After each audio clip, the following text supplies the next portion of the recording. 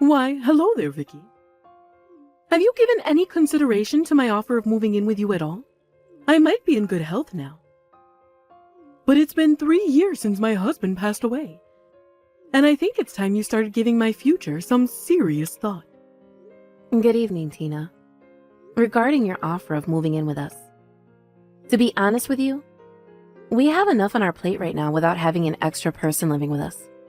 I just don't think it's feasible for us. At least for the time being.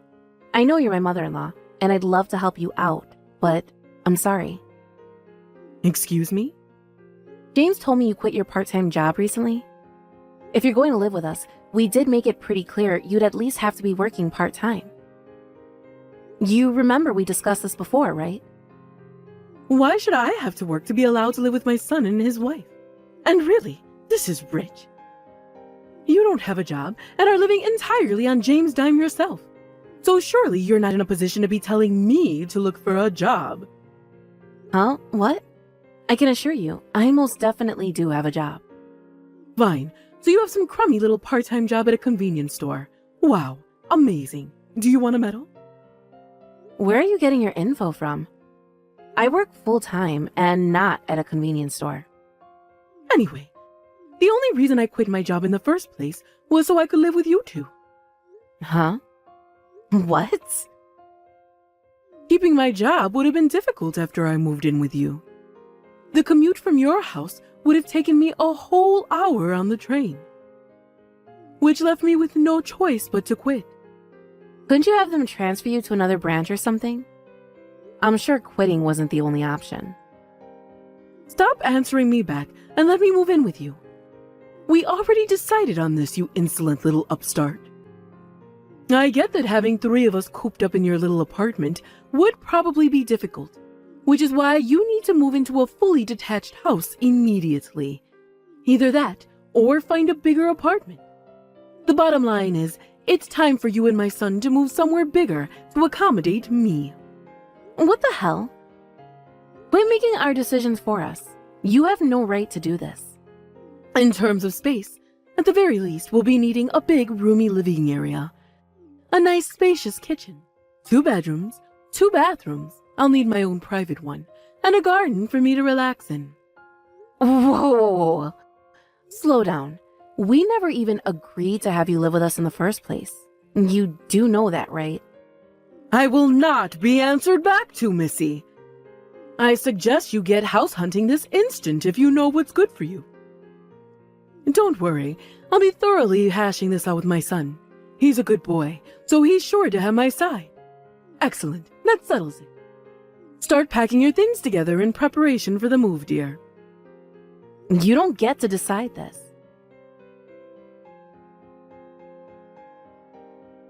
Tina, was it you? Did you forge my letter of resignation and send it to my boss? Ah, I see it already arrived. You have got to be freaking kidding me. God damn it, I knew it was you. What do you think you're playing at? Why the hell would you do such a thing? Simple. Now you have no choice but to live with me. Don't be ridiculous. That resignation letter was obviously never going to be considered valid. Excuse me? Why not? Wow, you're actually surprised? Did you actually think my company was going to take a resignation letter that obviously wasn't written by me? Seriously? Besides, do you have any idea what would happen to us if I quit my job? Nothing worth worrying about, I'm sure. You could just find another job after the move. It might be difficult to find something full-time, but I'm sure there are any number of part-time jobs where they'd welcome you with open arms. You make it sound like such a walk in the park. Do you really think we have enough savings to support ourselves through something like that? Our financial situation isn't as peachy as you seem to think it is. Huh? I've already said this to James countless times, but you seem to have zero concept of the financial difficulties people are facing these days, and you clearly have no interest in finding work yourself. I want you to start thinking more seriously about the future and find a job of your own. If you're serious about wanting to move in with us, then that needs to happen first. Vicky, oh my goodness. Are you really that wasteful with your spending? What? You should be able to get by comfortably just on James' salary alone. The fact that you're still struggling even though you work a full-time job yourself on top of James' sizable pay packet, can only mean one thing. You're blowing all the money on frivolous crap. Wait, what? What makes you think we could get by on James's salary alone? Do you actually know how much he makes? Of course I do. He told me himself. And you think the three of us could get by on that with me quitting my job and you not working at all? Are you serious? Of course I'm serious. But it would appear that you'd have to rein in your excessive spending habit first. Excessive? I'm the least excessive spender there is. If anything, I've done nothing but restrict my spending for as long as I can remember. It's hard to believe you'd need to restrict your spending considering how much money my son makes. That alone tells me all I need to know. Tina, listen to me. I don't feel like we're on the same page here. Do you really know how much money James makes? Yes, like I just said, he told me himself. Are you sure your financial sense isn't a bit off? I should be asking you that. I think my financial sense is just as solid as it gets, actually. I spend a lot of time budgeting and thinking about this stuff, you know. Good grief, young lady. You're impossible. You're so devoid of anything resembling common sense. I may as well be talking to a plant pot. I'll be discussing this with James in person. Now that you mention it, he's been at your house a lot recently, hasn't he? Why, yes, he has. I've been letting him stay here. He hasn't been replying to my messages at all. Do you have any idea why that might be? Because I'm not letting him, obviously. Think about it. You've done nothing but pile doubt and negativity in our discussions about me moving in with the two of you. So I decided it was best not to let you keep sticking your nose in as we move things forward. Jeez, Tina, are you kidding me? How many times do I have to tell you? Stop making decisions that aren't yours to make. James is my husband, and we need to discuss these kinds of things as a couple. If I was to respect your opinion, we'd never get anywhere. I'll be in touch again when me and James have ironed out the finer details of the moving in arrangement. Oh, no, you won't. And mark my words, Missy, when I finally move in with you, I'll be giving you an arduous course of strict wife training to instill in you the womanly discipline you sorely lack in. Prepare yourself, because the gravy train's about to reach its final stop.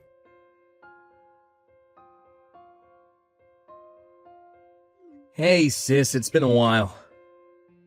It's now a good time. Oh, hey, Gavin. You're right, it's been ages. What's up? Well, as you know, I've been on work transfer in New York for a while now, but I thought I'd head back to town for a little surprise homecoming to see you again since it's been so long. Anyway, I tried getting into my house while I was in town. Oh, you did? Vicky, this might sound like a weird question. Did someone steal my house? Excuse me? What kind of question is that? I stopped by the house so I could check on and do some routine maintenance, stuff like clearing the weeds from the garden, cleaning the inside, and checking if any repairs needed doing. But when I got there, it kind of looked like someone else was living there. What? We have to call the cops.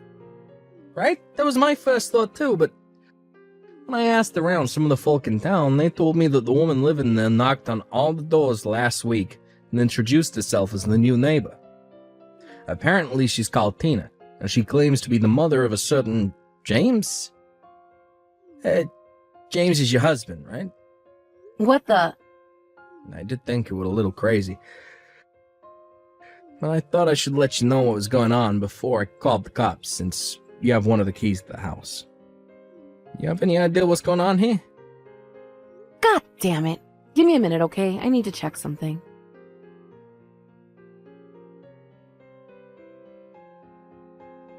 I'm sorry, Gavin. I let my guard down. What happened? The house key I left in the safe. It's gone. Me and James are the only people who know the code to that safe. So the only explanation I can think of is that he took it and let himself and his mom in. But why would he do something like that without telling you? Listen, you don't know about any of this, but his mom has been obsessed with the idea of moving in with us lately. She's like a woman possessed. When I told her she had to get a job so she could contribute to the household finances if she wanted to live with us, She quit the part-time job she'd had for years and insisted that when she moved in, there'd be no need for her to work anymore. What? But you're working full-time yourself now, right? It's been a while, but I remember when we last spoke, you guys were living from paycheck to paycheck and struggling to keep on top of the utilities and grocery bills. And your unemployed mother-in-law thinks she can just waltz into that situation, start living with you, without contributing anything. I did try and explain that to her, but we constantly had our wires crossed because she didn't seem to understand the fundamental logic behind what I was saying. And James, despite being the only person who had the ability to put all this nonsense to bed in a heartbeat, has been staying exclusively at his mom's place and not responding to any of my messages lately. So here I am, stuck banging my head against a brick wall, trying to get through to his stubborn mother while not making a single inch of process on the whole thing. Huh. I see. So, basically, your mom-in-law, for some inexplicable reason, became obsessed with the idea of living in my house. I completely ignored everything you said to her about why that wasn't going to be possible, and then used covert measures to catch you off guard and move in without your permission. Pretty convenient for her that I, the actual owner of the house, have been out of town for 3 years on a company transfer from the other side of the country, huh? Your husband does know it's mine, right? Which means I can only conclude they intentionally use my absence to their advantage. Yep. Bingo. I'm pretty sure everything you just said hit the nail on the head. Or at the very least, James does know the house belongs to you. Whether he told his mom that or not remains to be seen. But the bottom line is, it does sound like they're both living there now. I'm so sorry, Gavin. I let you down. I had no idea my unhinged mother-in-law would set her sights on your house like this. It's not your fault, Vic. Don't sweat it. But what do you think I should do about it? Where are you right now? At my buddy's place. He's happy to let me stay here until we get whatever this crap is resolved. So don't worry about me. Got it. I'll try messaging Tina again. Depending on how she responds, we may be forced to take extreme measures.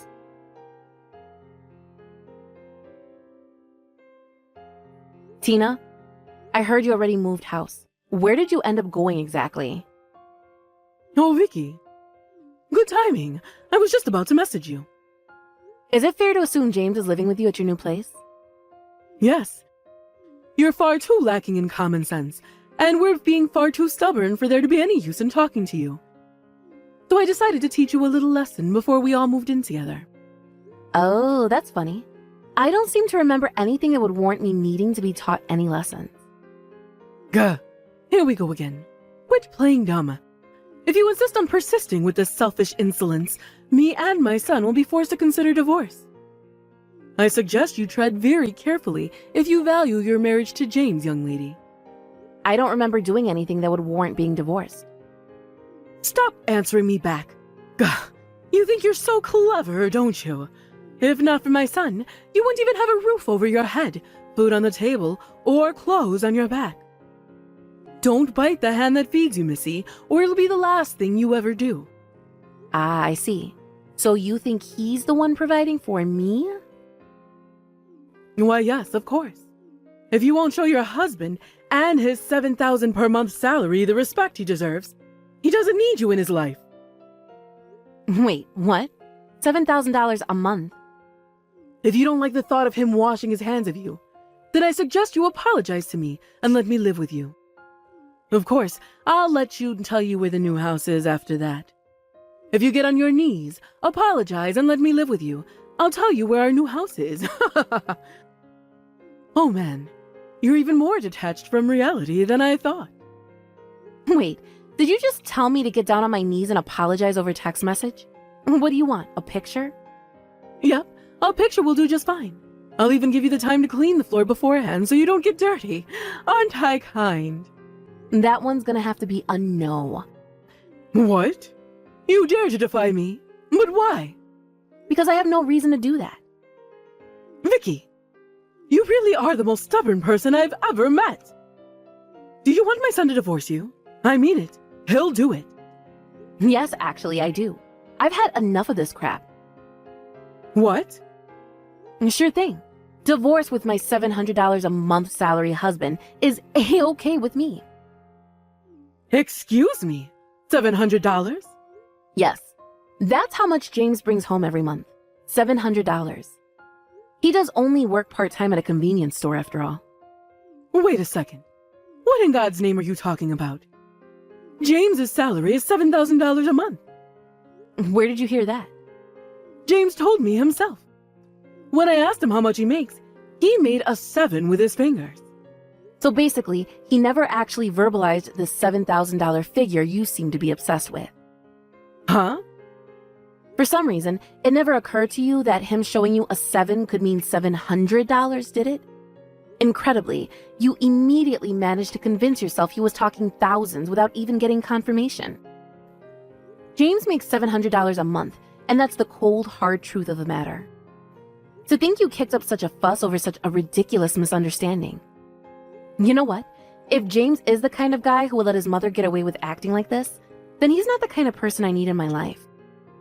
He can disappear and we can never see each other again for all I care. Fine. Have it your way. I don't need a daughter-in-law like you pathological liar. Great. Divorce it is. Let's do this. Fantastic. I couldn't be happier. Now, without you getting in our way, my dream can finally become a reality. This means me and James get to live in the fully detached 3-bedroom house with a 1-acre back garden and swimming pool he bought without any of your unwanted meddling. Unfortunately for you, it doesn't mean that at all. You'll be returning that house to its rightful owner. Huh? Return it? To its rightful owner?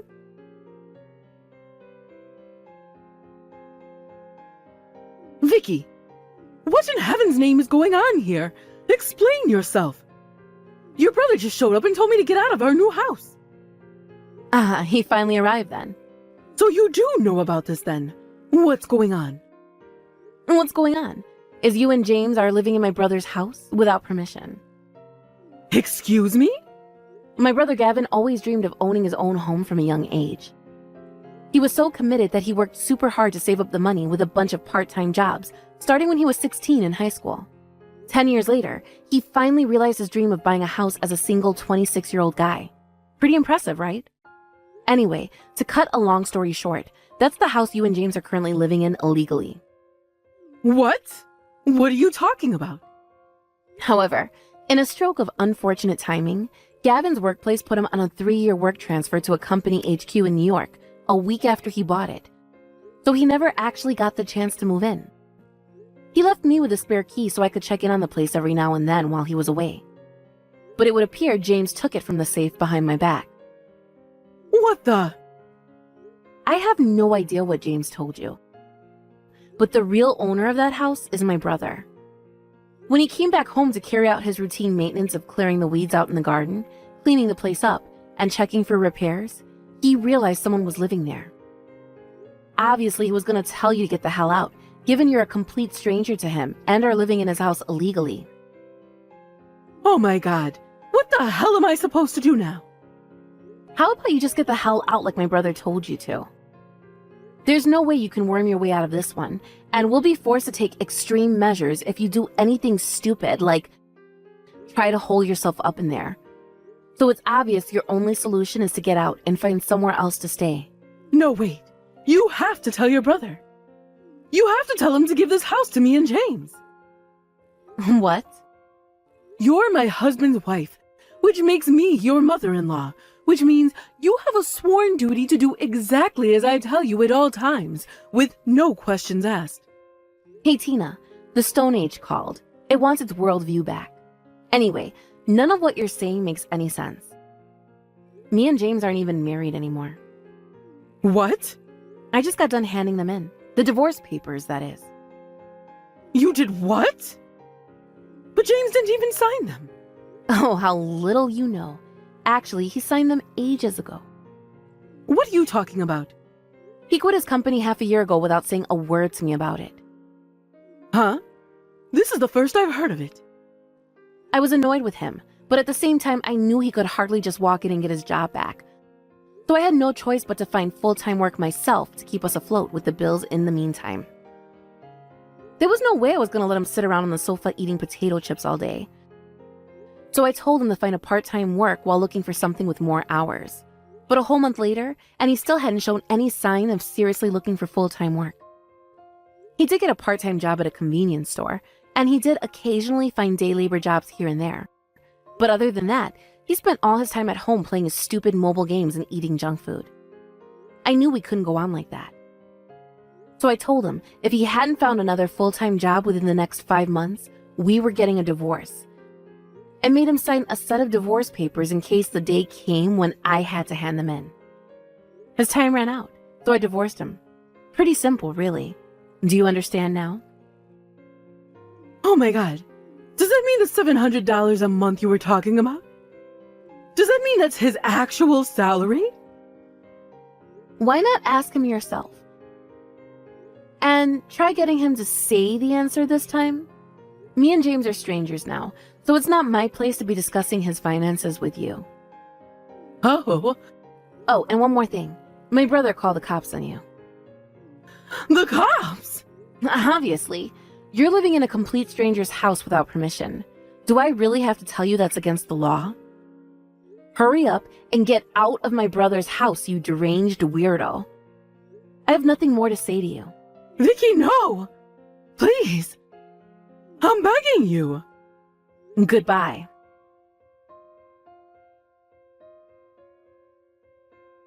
Hey, sis. How are things going on your end? Great. My new apartment is ready to be moved into. Now all I gotta do is pack my things. I see. Nice. What are you gonna do about your house? It's kind of sad such a huge damper got put on things before you even got the chance to move in. Right? Look, that's what I messaged you to talk about, actually. Turns out I had a little unforeseen stroke of luck. The price of land in the area shot up recently, so luckily I was able to sell it for pretty much the same price as I bought it for. Wow, really? That's great. I got my compensation, or rather my inconvenience money from a unwelcome guest. So, once my placement in New York is over, I'm gonna find something even better. I see. I'm so relieved you didn't suffer any losses as a result of this whole thing. No kidding. Look, it's gonna be a fresh start for you too, right sis? I'm so excited to see how things turn out for you. Good luck. Thanks. Alright, well, I'll catch you later. Hey, tell you what, how about we hang out together at your new place once things calm down for me at work? I can't promise when that'll be, but let's make it happen. That sounds great. Let's do it. See you later. Tina and James got taken away in the back of a cop car after my last message. Then, they were taken to Tina's uncle's place out in the countryside after calling him from the police station in a desperate panic. Needless to say, he wasn't pleased about having to drive 6 hours to bail his niece out of a jail cell. Apparently, James lied to his mom about having just bought a new house. Between that and the whole issue with the mistaking of $700 for $7,000, relations between mother and son disintegrated, and they began fighting every single day. Their uncle, who they were now living with, was already furious about having them to bail them out and put up at his house. A former kickboxer, he roundhouse kicked James across the room in a rage before ordering the two of them to find jobs ASAP on threat of being kicked out and made homeless. With the disappearance of the terrible two from my life, peace and harmony was restored to my existence. Not only that, but the company I've been working for offered me a proper long-term contract, replete with tons of added employment benefits. Which meant I was able to kickstart my new life from a place of safety and security. Woohoo! And by the way, my ex-mother-in-law showed up and kicked the front door down on my brother's old house one day. 3 months after he sold it. Needless to say, she was charged a hefty sum in damages by the landlord and taken away in the back of a cop car. Again.